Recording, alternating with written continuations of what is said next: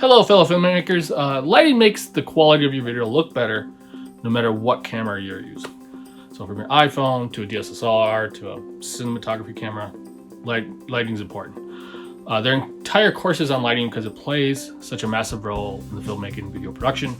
However, when you start it, essentially, you don't want to overthink it when you start.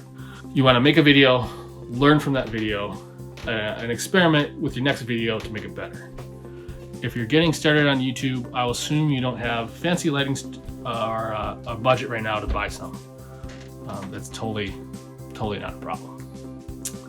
The best light you can use is free, and that is sunlight.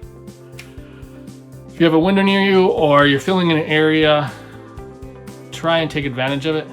It is beautiful light, and many of the fancy light kits you might buy in the future are merely trying to replicate the sunlight.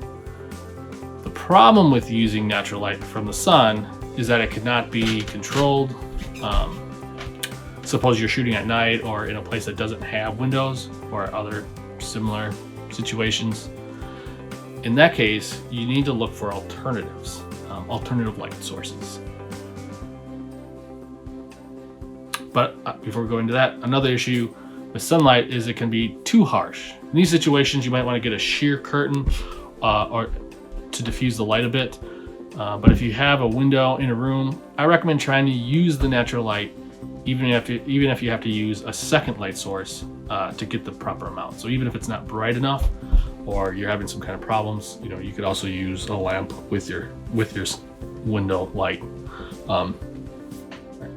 Let's get a little fancier without a budget. Just starting out, you want to use the lights you have in the space you're filming. Overhead lights, light switch. But if you need more lights, there are a few options that I've used in the past, and that includes lamps, just that you have around the house, car working lights, clamp lights. I've even used light on my phone, which you can turn on while you record. Important thing to understand when dealing with lights around the house is different bulbs have different attributes. There are three main attributes, and those are intensity, hardness, and color. Okay, intensity is the quantity of light, and it refers to how bright or dim the light source is.